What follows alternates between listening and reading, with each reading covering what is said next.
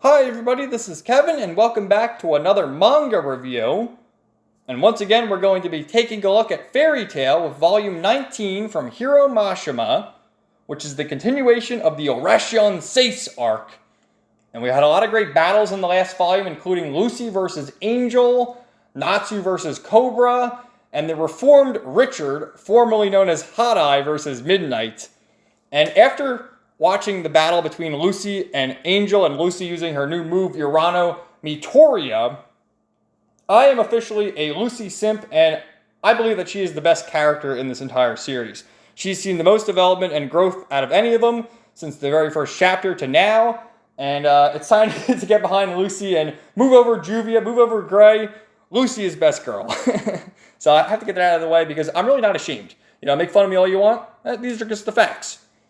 So anyway, it ended with our heroes on Nirvana as they made their way to basically stop Brain and save the Kate Shelter Guild, because that was Brain's plan all along, to destroy the Kate Shelter Guild, because it turns out that the ancestors of that guild, the Nervits, which I think I'm spoiling a little because this happens in this volume and not in the last volume, but anyway, the Nervits, the ancestors of the tribe that created Nirvana, are the only ones who can destroy it, so they have to destroy them so that their evil weapon can continue to live on. So let's get right to it. Oh yeah, and then Leon survived. Remember, we thought he died at the hands of Racer, but nope, it was just a fake-out death. So it cuts over here to Master Rubal of the Kate Shelter, and everyone's like, oh, we're all going to die, Master, what do we do? And he just starts drinking all this booze. Eddies, you fool! He's like rolling over the place. And he mentions to himself, maybe the time has come for us to atone for our sins. And of course, Wendy was the first to notice that this mechanical thing is moving toward her guild. And you may be wondering, why is Natsu not experiencing motion sickness? Well, Wendy, being the Sky Dragon healing wizard, she used this spell called Troya, which makes it so he no longer has motion sickness. So God bless him. So anyway, as all this is going on, they hear telepathy from Hot Eye, or so they think. And it turns out that it's actually Brain, because he's the mastermind, the brain of the Oration Seis, and he lures him into a trap down here. He tells him, you gotta come down here, it's the only way to stop Nirvana, I defeated Midnight. And he lures him into a trap when all of a sudden, boom, and you see everyone's face, and Jorah, it's a trap! So, Midnight survived, he defeated Richard, and he makes his way over to Urza and Jalal, which I omitted in my little recap at the beginning there, but great moments between Urza and Jalal. Of course, Jalal was revived by Wendy, and he has no memories. The only thing he remembers is the name Urza and how it's such a kind and gentle voice. And he was actually going to destroy Nirvana with his square of self-destruction along with himself, but Urza said, no, you must live on. You live with the guilt and atone for your sins. So, epic pose-off here of Jalal ready to face off against Midnight. Stand back, Urza. Look at that, dude. Holy crap. So, after they were lured into the trap here, they wake up, and it turns out that Jorah sacrificed himself. The old guy, he protected us. No. I envy the young and their boundless energy. I'm so glad you survived this. As he falls after taking the blast from Brain in his trap. Terrible. And of course, Wendy and Carla are still here. And off-screen Midnight just one-shotted Jalal, I guess. And he doesn't really have the ability to use all his magic. Oh my god. Lucy's just taunting me here. Watch out, guys. I'm going to have like the Lucy body pillow soon. Just kidding. Or maybe I'm not. But anyway, Midnight and Urza engage in combat. And we learned in the last volume that Midnight, just like his name implies, uses like darkness, magic, and illusions in that. And for whatever reason keeps undressing Urza and stripping her to make her feel vulnerable. So as all this is going on, they're looking at the body of Jorah when all of a sudden this giant staff appears and starts talking. And Happy, look at his face. The cane talked! And then there's a comment too where they're like, well, you're a cat. How can you talk? And Natsu grabs this fucking cane and starts attacking him. And we're also given a hint that, Brain said once all the 6 prayers, the 6 demons are defeated, the one will show up. But it's not this stupid-ass Kane, which had a name. It was like not Cubelios, that was the name of the snake. It was like Clodetto or something like that. So Urza's in her Heaven's Wheel armor trying to take on Midnight, but it's really not doing much with his illusions. He's able to continue to stop. And this is where he reveals the plan about the Nervit, the ancient clan that created Nirvana, and the ancestors that lived on in Kate Shelter. And we have to destroy them so we can keep this structure, so we can wreak havoc and enslave everybody and be true villains. So as Midnight's beating the ever-living hell out of Urza, he starts having a plea to Jalal. Join us, Jalal. You'll be a perfect candidate for the new Orashion Sace. And Urza re-equips him to this new armor here. I am the one who knows the light that shines within Jalal. And Jalal has these memories. Live and find out what happens next. And he says, Urza, it was your words especially that were the light that gave me the courage to go on. So it's Midnight versus Urza. And they have an epic battle here. And yeah, he has like reflector magic and things of that nature. So anything that happens, he's able to revert it. But Urza sees through his plans and, has this new armor here, which is made of elastic. What's she called? The Infinity Robe. An armor that is able to stretch. Your magic won't work. So she's Urza, right? She just has all these MacGuffins to stop him at any tracks. But he transforms into like his demon form and starts attacking and summoning this black hole, and he, impales Jalal, and it's all this crazy shit going on. But really, it's just an illusion. So Midnight is just like a buffer. And was just similar to how Mystigan used like illusion magic in the Battle of Fairy Tail versus Loxus. But Urza is able to see through it because, if we remember, she has a false eye. A false eye that she can see through, but a false eye nonetheless. Because, well, she used that same trick against Evergreen, too. So Midnight has been defeated. And this stupid Kane is beating the hell out of these 3 and 4, if you want to count Happy. And taking a peek of Lucy's skirt. Oh, you pervert! Oh, my God. So as all this is going on, the Kane says, the 6 demons are wiped out. The one is coming.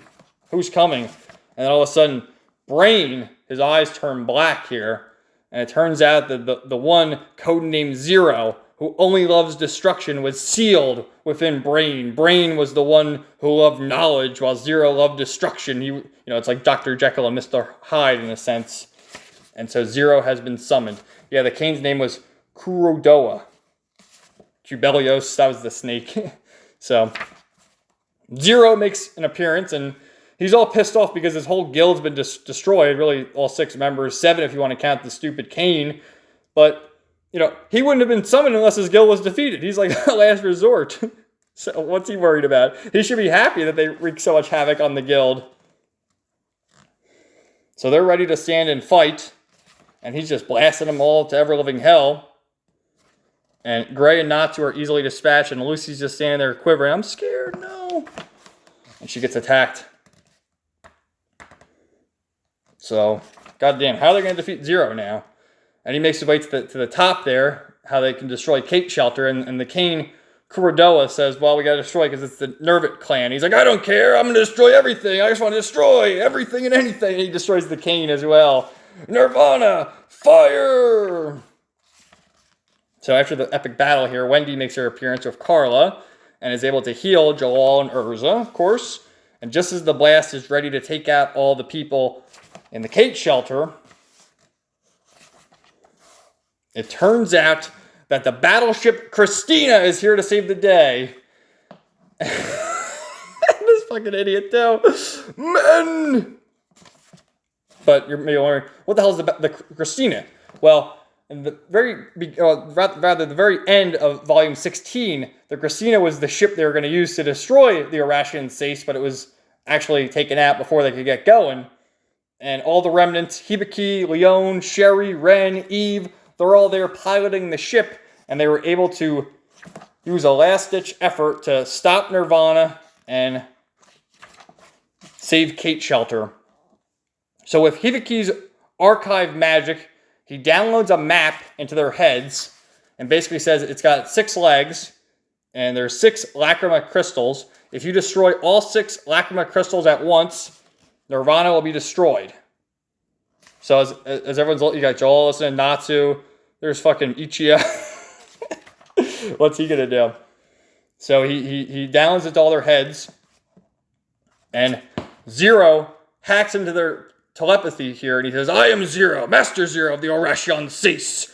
First, I must commend you. I never suspected any other wizard had archive ability like Brain did. Now listen closely, Wizards of Light. I will now begin to destroy everything in existence. My first act was destroying 3 of your friends, the Dragon Slayer, the Ice Make Wizard, as well as the Celestial Wizard. Oh, the cat, too. You said something about destroying the Lacrima in a simultaneous attack? I am in front of one of those Lacrima right now. And as long as I'm here, you will never be able to destroy them all at once." So how are they going to do it? So as all this is going on, Carla's screaming, "We don't even have 6. We don't have 6 wizards if Natsu's team was taken out." And Urza says, because Wendy's, "I have no destructive magic. I'm a healing mage. It's just the 2 of us, Urza and Jalal." And then all of a sudden, "I'm here, aren't I? Ichiya-san!" So Ichiya's going to save the day. God damn. And just as that's going on, they have 3, right? And then it cuts over to Gray, Lucy, Natsu, and you see the fist in the veins. "We hear you!" Oh my god, dude, look at them. That's so epic. They're gonna go and do it. "We hear you loud and clear. 6 Lacrima. We're gonna wreck them all at once." And they're really lucky one gets to face Zero. So yeah, they had 20 minutes, now 18 minutes, because it has to recharge. So that attack from the casino is good, but they can only do it once. So Natsu says, "I'm going to number 1. And then we got Gray going to number 2, Lucy number 3, Ichiya, my man, number 4, Urza number 5, and Jalal says he's going to go to 6, and he starts talking, and they're like, "Don't go there," So, okay, he's going to go there, because they don't want to reveal that Jalal is a good guy, because, too much explaining. So this idiot, how is he going to destroy the Lacrima anyway? Men. It's bleeding all over the place. Oh my god. And of course, at Lacrima number 1, there's Zero. So Natsu just got his ass kicked by Zero. How's he going to beat him this time? And as all this is going on, Urza's saying, "Don't ever underestimate Natsu," when Jalal mutters, "Natsu!" Starts shivering, "Natsu Dragneel!" Oh shit, he's getting more of his memories back. So Natsu starts engaging in the battle against Zero. And he uses this Dark Capriccio. And really can't do much. He's sitting there bleeding until he gets fired upon by none other than Jalal with a smirk on his face. "Jalal, so you're going to get your memories back, aren't you?" What the hell? Jalal's a bad guy now? So he's standing there with that smug look on his face. And he says, "Yes." And he starts going after Natsu, to which he says, "Fire doesn't work on me." And Jalal says, "I remembered. Regarding the hope by the name of Natsu, you are the Fire Dragon Slayer. Your magic powers are increased through the power of flame. We will stop Nirvana." So he was just testing Natsu to see how he would react to the fire. And he says, "Urza finds strength in you, so I'm going to lend you my strength." And Natsu's not having it. "You made Urza cry." He still can't get over the fact of what happened in the Tower of Heaven when he was a bad guy. All of his new memories. So Zero fires another one of his beams, and Jalal stands in Natsu's way, taking the blow. And Natsu gets a flashback to how Simon sacrificed his life to both Urza and Natsu. And he says, "You want to kill me? But first, take the power to defeat him." And he hands Natsu a golden flame. So then we cut over to Lacrima number 6, where Wendy is there. And Jalal makes up this plan saying that, well, first he says, "Wendy, can you go and heal Natsu?" And she's like, "I can't really do that." And he's like, "All right, well, I'm going to go heal Natsu. You have to destroy Lacrima number 6. And Carla's having a meltdown. How could she destroy Lacrima number 6? She's just a little girl. And that's when Jalal gives Wendy some inspiration of the power of hope and says, "You're the Sky Dragon Slayer, Wendy. You have to do this. You have to protect your guild. And you see Wendy, this epic scene of this young little girl. The power of a dragon lies within me. This is to protect our guild. Grandini, lend me your power. And then Jalal offers to Natsu the flame of guilt. I don't ask you forgive me. I want to give you the power. I trust in you. I trust you. And he hands over, gives a nice firm handshake to Natsu. And you see the flame envelop him. It's up to you now. So Natsu's all fired up now with the flame of guilt. Ready to take on the ultimate villain. And you see he gets like the dragon scales in his face again. The son of Igniel. And he's activated the Dragon Force again for the second time. Remember, he activated the Dragon Force when he consumed the Etherion in the Tower of Heaven. So then, we cut over to Lacrima number 3 with Lucy. With very, very few magic abilities now that she's drained all her power. You know, sucked dry. And Happy says, come on, Lucy, you have to do it.